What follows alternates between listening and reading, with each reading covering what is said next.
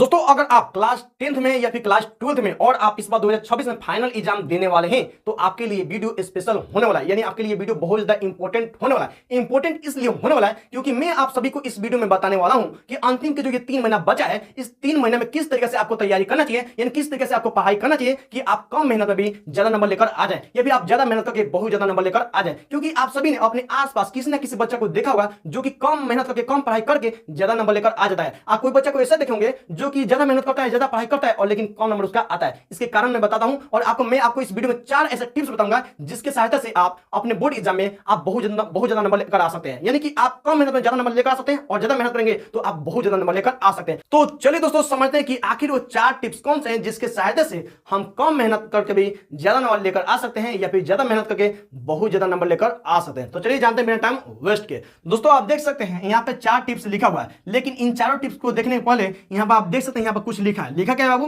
कि टॉपर जैसा माइंडसेट रखो। यानी अगर आपको टॉपर बनना है या टॉपर के करीब जाना है तो उसके साथ माइंडसेट रखना पड़ेगा। माइंडसेट क्या है बाबू, चलो यहाँ पर 4 टिप्स समझते हैं। पहला है बाबू सिलेबस। पहला है बाबू सिलेबस। अगर आपका सिलेबस खत्म हो गया होगा तो उसे रिवीजन कीजिएगा। अगर सिलेबस खत्म नहीं हुआ तो साथ में आगे बढ़ते रहिएगा, रिवीजन के साथ आगे में पढ़ते रहिएगा, कोई दिक्कत नहीं। दूसरा कहता है चैप्टर डिवाइड ऑल सब्जेक्ट। सभी सब्जेक्ट में, सभी विषय में कुछ पाठ ऐसे होते हैं जिनसे कि ज्यादा क्वेश्चन पूछे जाते हैं और कुछ पाठ ऐसे होते हैं जिनसे कम प्रश्न पूछे जाते हैं, ठीक ना। तो आपको 2 तरीके में आपको बांटना है। सभी किताब से बाबू 2 तरीका से पाठ को बांटना है, ठीक ना। पहला बाबू की इंपोर्टेंट चैप्टर यानी जिस पार्ट से ज्यादा प्रश्न पूछे जाते हैं उन्हें अलग बांटिएगा। और फिर एवरेज चैप्टर यानी जिस पार्ट से कम यानी कि काम लायक सवाल पूछे जाते हैं उन्हें दूसरा में बांटेगा, ठीक ना। यानी एक इंपोर्टेंट चैप्टर में अलग बांटेगा और एक एवरेज चैप्टर में अलग बांटेगा, कोई दिक्कत नहीं। तो इंपोर्टेंट चैप्टर को ज्यादा रिवीजन करना है और ज्यादा प्रैक्टिस करना है, और एवरेज चैप्टर को यानी जिससे काम लायक पूछा जाता है उससे समान यानी कि काम लायक रिवीजन कीजिएगा और काम लायक प्रैक्टिस कीजिएगा, कोई दिक्कत नहीं। सबसे ज्यादा ध्यान किस पर देना है, तो जिस चैप्टर से बार बार क्वेश्चन पूछते हैं, बहुत ज्यादा क्वेश्चन पूछते हैं, उस पर ज्यादा ध्यान देना है, ठीक ना, कोई दिक्कत नहीं। तीसरा है बाबू की टारगेट मॉडल सेट। टारगेट में बाबू की पिछला 5, 6, 7 साल में माने कि पिछला 5, 6, 7 साल में जो भी प्रश्न पूछा है उन्हें बार बार रिवीजन कीजिएगा, बार बार प्रैक्टिस कीजिएगा।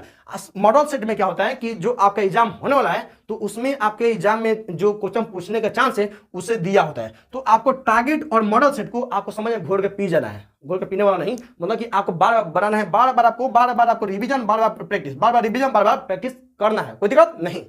चौथा सबसे इंपॉर्टेंट है टाइम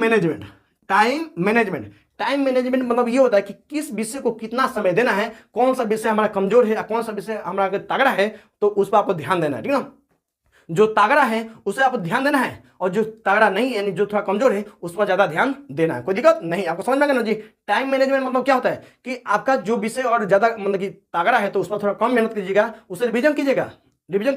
लेकिन जो आपका सभी विषय से भी नंबर आता है ना जी, तो सभी विषय पर हमको ध्यान देना जरूरी होता है। तो जो ज्यादा मजबूत है तो ठीक है उसे रिवीजन कीजिएगा, और जो मजबूत नहीं है उस पर ज्यादा ध्यान दीजिएगा, ठीक ना। और सबसे इंपॉर्टेंट चीज आता है हेल्दी यानी स्वस्थ शरीर।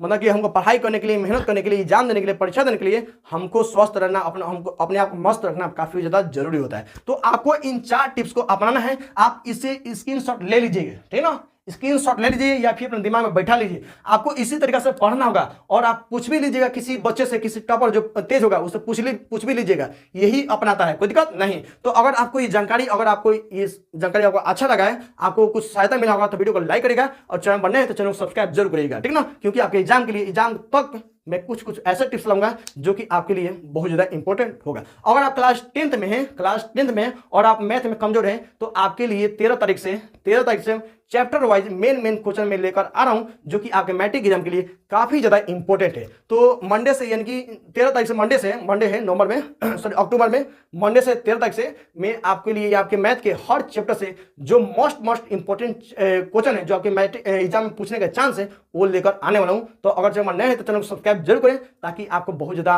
हेल्प मिल सके, ठीक ना। क्योंकि बहुत बच्चे मैथ में मतलब कमजोर होते हैं, लेकिन अगर आप उसे देख लेंगे तो आप पक्का है कि बहुत अच्छा नंबर लेकर आ जाएंगे मैथ में, इस बात को मैं आपको गारंटी देता हूं, ठीक ना। तो अगर आपको ये जानकारी अच्छा लगा तो वीडियो को लाइक करेंगे और चैनल को सब्सक्राइब जरूर करेंगे, ठीक ना। तो मिलते हैं नेक्स्ट वीडियो में, तब तक भी जय हिंद, वंदे मातरम। मिलते हैं किसी खास स्पेशल वीडियो में।